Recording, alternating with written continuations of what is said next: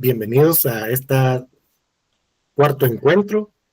Estamos en el contexto de Adviento, de Navidad. Tenemos en nuestra entrevista a Fray René Arturo Flores y vamos a comenzar con el simbolismo de las posadas. ¿Qué son específicamente las posadas y qué simbolismo bíblico representa en su dramatización festiva y teatral, mostrando la búsqueda de acogida y la hospitalidad de los residentes de Belén? Un saludo de paz y bien a todos y a todas los que nos escuchan y siguen en la escuela franciscana Cosme Espessoto. Estos días ya la Navidad ha llegado con las luces. El Adviento es una proclama de esperanza y al mismo tiempo se queda, diría yo, la crítica a la liturgia romana occidental, se queda corto en cuanto a querer plantear algo penitencial cuando el fondo grande es la esperanza, como estarán los textos bíblicos estos días. Y en ese contexto, ya en muchos pueblos, las posadas. En muchos lugares, barrios, están las posadas. Algunas comienzan el 1 de diciembre, para decir, no solo los 9 días antes del 25. Y hay todo un ambiente de encuentros. Y lo que valoro bastante de las posadas o el simbolismo que veo primero es lo festivo. Luego pone el encuentro realmente es alrededor de los niños y niñas. Son ellos y ellas que llegan a comer y a la vez a cantar, y ahí se va transmitiendo la tradición de esa memoria de que la familia de Jesús, los padres de Jesús buscaron un lugar donde tener una posada y tener a su hijo. Y ese contexto se ha hecho, como decía bien, canto, dramatización, encuentro de comunidad, alegría, compartir comida, un con qué. Y esa algarabía es toda una preparación litúrgica laical, si queremos decirla, o del pueblo de Dios en preparación a la venida de nuestro Señor, que cada año celebramos los cristianos. Entonces vamos viendo cómo se da una característica de acogida y hospitalidad, y dentro de esa acogida y hospitalidad se da la festividad, la comida, la alegría, los cantos, especialmente dentro del caminar del pueblo de Dios. No sería tanto una forma litúrgica entendida formal, sino como una paraliturgia, más celebración de pueblo, o yéndonos a la etimología, quizás sí una celebración popular, más que Sí. un tono celebrativo formal. Sí, puede estar en la religiosidad popular, como le llaman. Sin embargo, yo creo que va un tanto más porque está cargada de texto bíblico, de cantos con sintonía de la expectativa de la venida de Jesús. Y además en muchas parroquias ya se orientan las posadas, y incluso en la Red Franciscana para Migrantes se han hecho subsidios para posadas y encuentros desde la perspectiva de los migrantes. ¿Ok? Desde un contexto y drama humano, aunque el inicio de diciembre marca el nuevo año litúrgico con el Adviento y un tiempo de fiesta, color y cambio de ánimos, ¿cuáles son los dramas humanos y sociales persistentes, como la desigualdad, la violencia hacia la mujer o la crisis climática, que continúan, y cómo el pueblo retoma la fiesta de Navidad a pesar de este drama?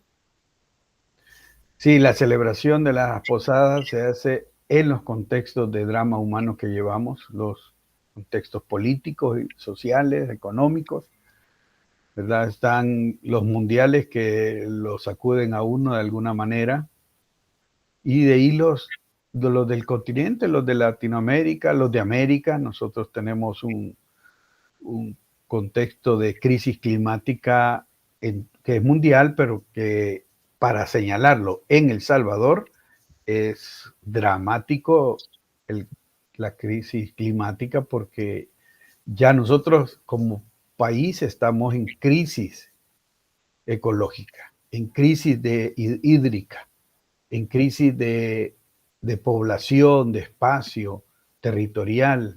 Todo eso se suma y viene la situación como el fenómeno del sísmico que tenemos, ¿verdad? Nuestro famoso Valle de las Hamacas, para decirlo así, en El Salvador. Y así los otros países de la región, con los dramas de gobiernos corruptos que están generando más empobrecimiento. Hay mucha gente que le cuesta, se asombra, mucha gente fuera de El Salvador, que teniendo el dólar, El Salvador lo relacionan con buena economía, cuando no va así la ecuación ni la realidad. Entonces, la situación de inequidad, de desigualdad, sigue pesando en toda América Central, incluyendo Panamá, donde la desigualdad también tiene su gran peso. Y esto se ve mucho en las luchas sociales o, en el caso de El Salvador, los encarcelamientos de los defensores de derechos humanos o el exilio de los que son comunicadores e investigadores sociales. Hablando ya específicamente de espiritualidad franciscana, ¿cuál es la relación de dicha espiritualidad con el acontecimiento de Grecia? San Francisco de Asís quiso celebrar y dramatizar la encarnación en Grecio en 1223, queriendo contemplar la invalidez del niño y su reclinación en el pesebre. ¿Cuál es el objetivo más profundo de Francisco, más allá de la reproducción visible? Buscando que los asistentes participaran de la celebración para una fe más profunda. ¿Y cómo se conecta esto con la kenosis o el abajarse de Dios que asumió la suerte de los últimos? Y ese es el contexto exacto de la celebración de Grecio de Francisco en ese pueblito, porque él viene de vivir la experiencia de una aprobación de la regla de la orden con intervención directa de Roma, en donde ya su propuesta carismática seguía siendo válida, pero no con la fuerza que él quería, sino con la intervención, como estamos usando la palabra, de digamos, la perspectiva canónica. Y eso lo hace, es un golpe indirecto que él vive en el camino institucional. Eso se da unos meses antes, y en Navidad él se va a este pueblito que está enmontañado, y pensemos Italia con la nieve y todo el ambiente de frío, y ahí él con la gente del pueblo pide armar, montar recrear ese nacimiento. Y lo que sucede es que es celebrativo, porque Celano, el agiógrafo, hace ver de que él celebra, lee el Evangelio puesta la dalmática, dice, como diácono. Hay que entender que el diácono en ese momento no tiene la categoría, el nivel de las tres dimensiones que hoy tiene el diácono, el ministerio del orden y el obispo. Pero era evidente que para proclamar el Evangelio estaba esta posibilidad de hacerlo como diácono. Y a la vez es una celebración que la describe más la ternura, como bien lo decías, de ese Dios que se abaja al pueblo, ese Dios que se hace humano, que asume una cultura, que se hace historia. Y eso Francisco lo enternece y lo hace tener ahí como una visión de tener al niño en sus brazos mientras está la celebración, mientras están los cantos, y eso es un renovarse en su espíritu en estos momentos que también es ya fuerte sus enfermedades y su decadencia humana existencial. Así que Gresham retoma la dramatización de lo que hoy reconocemos en las posadas, y a la vez, como las posadas, es una celebración del pueblo de Dios. Y lo que se vuelve una institución para el cristiano, o por lo menos para los países centroamericanos. Pues yo hablo de Centroamérica porque son los lugares que conozco, de poner los nacimientos abajo del árbol. O sea, ¿cómo diríamos para darnos a entender? Los muñequitos. O sea, no lo digo peyorativamente, sino estas pequeñas imágenes que nos recuerdan ese acontecimiento grande desde la perspectiva de Francisco, de un Dios que se hace hombre, un Dios que se hace niño y que tiene que llevar todo su proceso humano, y es una de las características muy fuertes del franciscanismo, esa visión humana de Dios, que no es nada, en su momento fue novedoso y aún en estos momentos sigue siendo novedoso, porque lo fácil es verlo en el arte, y hasta ahí, pero ya verlo en mi hermano, verlo en mi necesitado o verlo en mi necesidad, ya es otra cosa. Desde esta perspectiva, la posada existencial del migrante, algo bastante característico en nuestra realidad, muy franciscano. El texto compara la búsqueda de refugio de José y María con el camino de los migrantes de hoy.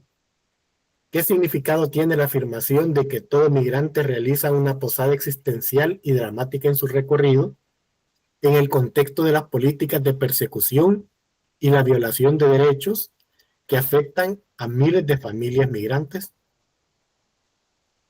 Sí, partiendo de la memoria de esa pareja que busca dónde tener su hijo, viene la propuesta bíblica o la memoria del Evangelio que nos presenta una persecución del gran poder político y económico hacia Jesús como buena noticia, como Mesías esperado, por el lugar que va a ocupar políticamente Jesús, ¿verdad? Si no, no le afectara a Herodes, si no tocara lo político y económico.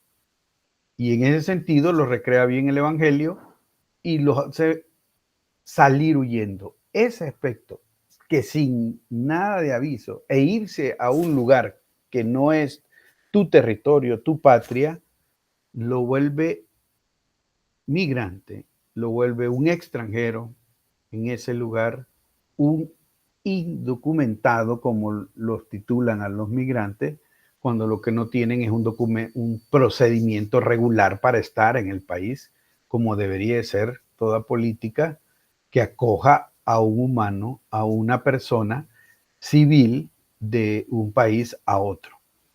Y esa expresión hoy sigue siendo, o sea, ese simbolismo bíblico de que la familia de Nazaret tiene que huir es lo que paralelamente hoy miles de personas están huyendo de situaciones políticas, sociales, económicas, de la violencia en su gran contexto. Recuerdo cuando estuve en Panamá y veíamos en el Darién pasar y también en la frontera de Costa Rica, los de Ecuador venían por la violencia, de Colombia, de Venezuela, todos los contextos eran de hambre, violencia, de salir huyendo sin nada. Recuerdo una madre con sus 2 hijas porque fueron amenazadas por el grupo armado en Colombia y salieron sin más. Y ella tenía trabajo fijo en una empresa. Entonces, ese de salir, ese drama humano que después en el recorrido se vuelve igualmente drama porque ahí nos falta la acogida, especialmente México, que ya está estructurado todo un crimen organizado contra el migrante. prácticamente un tráfico humano y una violación de los derechos humanos en los migrantes. Entonces, las posadas, este simbolismo de la Sagrada Familia, es en contexto migrante de hoy en América Central, sigue siendo válido desde nuestra espiritualidad unirnos y ver ese drama como un lugar, o el migrante como un lugar teológico, o como lo dijo Jesús, son sus vicarios, sus representantes reales en la tierra. El compromiso de la acogida. Aquí ya no viene del que se mueve, sino del que recibe. Los seguidores de Jesús estamos llamados a abrir el corazón y la puerta. ¿Qué acciones concretas debemos realizar como pueblo de Dios para acoger, proteger y dar posada al migrante? ¿Y qué tipo de discursos, como los de odio, racista, xenofóbicos y clasistas, se nos exhorta a rechazar en el trato hacia estas familias? Sí, creo que primero como cristianos, como siempre tenemos la propuesta de la conversión, que es un cambio de mentalidad, un cambio de mirada, de actitud y por tanto de planteamientos teóricos internos que llevamos, nos preguntemos cuánto tenemos de racismo, de xenofobia, de clasismo, de distinción o división de clases en nuestras posturas de mentalidad. Porque eso es un primer paso importante, caer en la cuenta que como humanos y cristianos, estas mentalidades han llegado, así como se ha estructurado el machismo, también están estas otras. ¿Y qué caminos tomar después de darnos cuenta? Siempre en comunidad, ante un migrante, acogerlo, protegerlo y darle su lugar de derechos humanos, de derechos civiles que tiene. Y en el caso de las mujeres todavía más protección, en el caso de las niñas más protección, o menores que van sin sus mayores o adultos que los acompañan. Porque en eso es lo que hemos visto, el drama de las políticas, especialmente el gobierno de Washington, desde Obama, toda una persecución, una división de las familias, un desgarre. ¿Y dónde hemos estado los cristianos? ¿Cuál ha sido nuestra reacción ante ese drama en México, que son años de que los migrantes pasan? De pensar cuántos franciscanos y franciscanas están comprometidos en acoger, en proteger, en dar vida, o que tengan más vida, calidad de vida, cada humano que pasa por nuestras calles. Nos toca ahora a Honduras, El Salvador, Guatemala, estar a la expectativa de los deportados, que son invisibles prácticamente. No vemos muy fácilmente el rostro de un deportado, pero en su corazón lleva la frustración, la violencia que recibió y el trato inhumano con el que fue llevado a la deportación en la mayoría de veces. Y eso, volvemos a la sensibilidad, aquella de Francisco Ingreso, que no es romanticismo, sino sensibilidad ante el otro, ante el misterio humano, y para nosotros desde el misterio de Dios hecho hombre, nosotros todo lo humano lo acogemos desde una perspectiva de espiritualidad. Para terminar, ¿qué podríamos sacar como conclusión de las posadas desde la espiritualidad franciscana? Bueno, una, seguirla promoviendo. Creo que no hay que verla, que lo haga así desde la institución parroquia, por ejemplo, no verla que lo haga el pueblo. Esas son celebraciones del pueblo, ¿verdad? Si el clérigo no va a estar, es que son celebraciones que en estos momentos están dando ya vida, espiritualidad, regenerando renovando la esperanza.